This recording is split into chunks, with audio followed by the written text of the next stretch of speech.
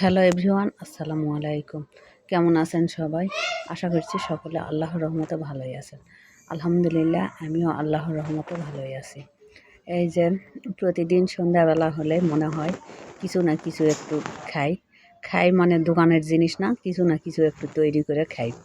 আর গরম খাবার হলে তো এই শীতের দিনে খুবই ভালো, মানে খুব ভালো লাগে, অসাধারণ স্বাদ লাগে খেতে গরম গরম খাবার। এই জন্য যে আজকে আবার মনে করলাম, মানে কয়েকদিন হয়ে গেছে আমি গ্রামের বাড়িতে বেড়াতে গিয়েছিলাম। সেখান থেকে অনেকগুলো সরিষার ফুল তুলে নিয়ে আসছি।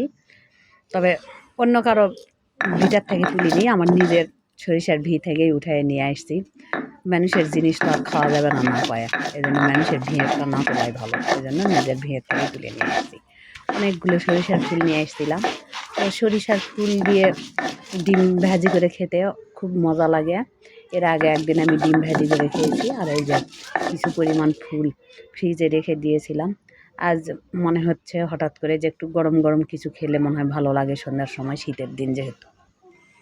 তো যেই মনে করা, মানে যেই ভাবা সেই করা, সঙ্গে সঙ্গে এই যে চলে গেলাম ফ্রিজ থেকে সরিষার ফুলগুলো বের করে নিয়ে এসে ভালো করে পরিষ্কার করে ধুয়ে এই যে শিলপাটায় বেটে নিয়ে এর সঙ্গে কিছু পরিমাণ ডাল বেটে নিচ্ছি। মানে সরিষার ফুল দিয়ে ডাল দিয়ে একটা পেঁয়াজি তৈরি করব।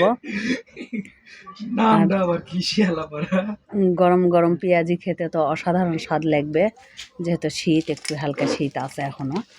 আর এই শীতের দিনে গরম গরম পেঁয়াজি খেতে সন্ধ্যাবেলা অসাধারণ স্বাদ, মানে খুব স্বাদ লাগে।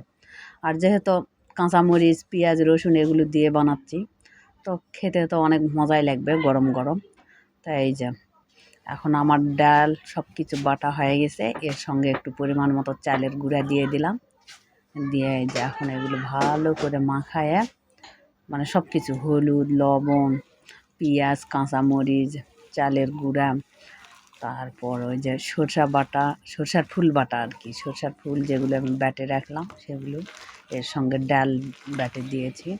এগুলো দিয়ে যে খুব সুন্দর করে মাখায়, যে দেখেন মাখানোর সময়ই সরিষার ফুলের যে কালারটা, আমি এখানে হলুদ দিইনি কিন্তু, হলুদ ছাড়াই এই যে সরিষার ফুলের কালারটায় মানে খুব সুন্দর একটা কালার আসতেছে। এই যে সবগুলো উপকরণ একসঙ্গে যখন মাখাচ্ছি তখন খুব সুন্দর একটা কালারটা চলে আসছে। এখন এগুলো গরম তেলে করে, মানে মশমশা করে পেঁয়াজির মতো করে ভাজবো। এটাও একটা পেঁয়াজি, সরিষার ফুলের পিঠা, পেঁয়াজি, পাকোড়া, যে যেটা বলে আর কি। এই যে এখন পেঁয়াজির আকার মানে করে একটু গোল গোল করে করে এই যে তেলের মধ্যে দিয়ে দিচ্ছি। আর এটা মানে খুব বেশি কড়াও করব না, আবার খুব হালকাও ভাজবো না, মানে মাঝামাঝি এক কথা। বেশি কড়া করলে আবার যেহেতু সরিষার ফুল দেওয়া আছে, এটা একটু খেতে তখন তিতা তিতা লাগবে। আর একটু লাল হলে, মানে একটু বাদামি রং হলে, মশমশা হলে এই জিনিসটা খেতে মানে খুব স্বাদ লাগবে। আর সরিষার ফুলের যে গন্ধটা, এটা মানে ভালো লাগে খেতে এক কথায়। আর বেশি কড়া করে ভাজলে এই গন্ধটাও থাকে না সরিষার ফুলের, আর এটা খেতে তিতো তিতো লাগে, একটা তিতো ভাব আসে। আর এই যে এভাবে একটু হালকা লাল করে, মানে একটু মশমশা হলে এটা উঠাই নিতে হবে তেল থেকে। এই যে মানে খুব বেশি কড়া করব না।